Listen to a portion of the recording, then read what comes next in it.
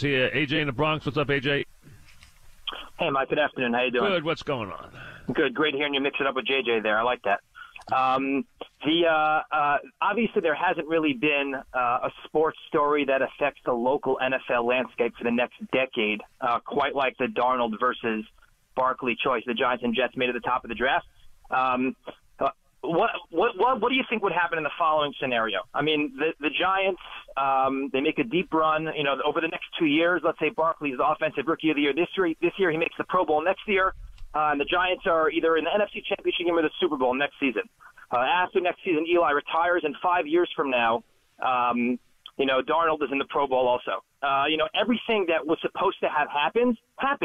Barkley made the Giants better. He made them a championship team, and yet Darnold still becomes the pro quarterback. So it really, the real, and I know everyone likes this story and wants to trek this story over the next 10 years. Because it's a classic case, and there's no argument that the way to play this is always towards the quarterback. I understand that. But the Giants had a quarterback, and they felt they had years left with their quarterback. The answer to your question will be based on, obviously, three things. One, the success the Giants have with Barkley and Eli together. Two, the success that Sam Darnold has long-term. And then the third one, which you have to bring into the equation, is do the Giants adequately replace Eli? And that is the key, because if the Giants wind up shackled with a run of Danny Cannells and Dave Browns, they clearly will pay a price for that, when the idea is to somehow do what the Packers did, or do what the Colts do, and that is go from quarterback to quarterback, where you go from Brett Favre to Aaron Rodgers, or you go from Peyton Manning to Andrew Luck, if you can be lucky enough to get your next quarterback. The Giants have not worried about the quarterback position for 15 years.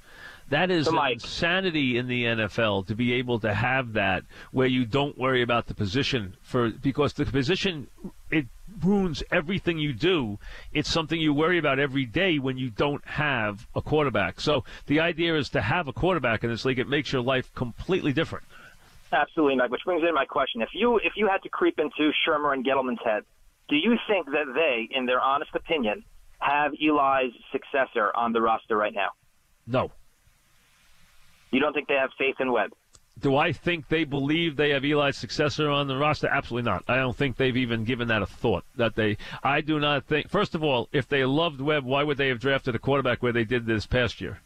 They drafted a quarterback on what was a round where they easily could have taken a player that could help them, especially considering their lack of depth on the offensive line, and they drafted a quarterback there, which tells you they didn't love the backup, because if they did, why would they draft a quarterback there so high? But Mike, the problem with that scenario is, and you're 100% right, but by Shermer and Gettleman's own admission, they had so little on Webb coming into off-season mini camps, coming into the draft, they had no idea. So they obviously I'm not saying they're giving up on him. What I said was, you asked me, do they think they have their Eli's successor? The answer is, they've not even considered that question.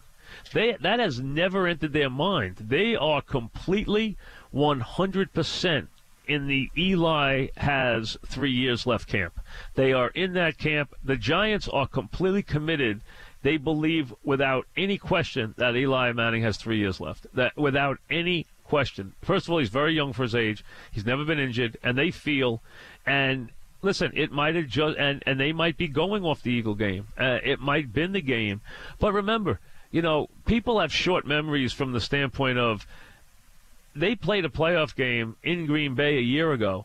Their best player on the field that day was Eli Manning. Their wide receivers stunk. They dropped wide-open touchdown passes.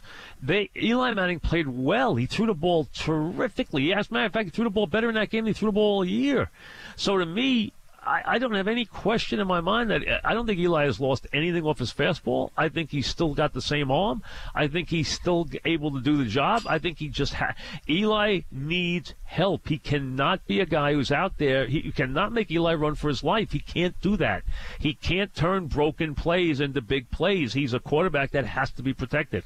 If he's protected, he's clearly able to deliver the ball. He's clearly able to play under any pressure. As a matter of fact, he plays better under pressure. And he can throw the ball very well down the field. And he's always been an exceptional deep ball thrower. So to me, I think his attributes are still there.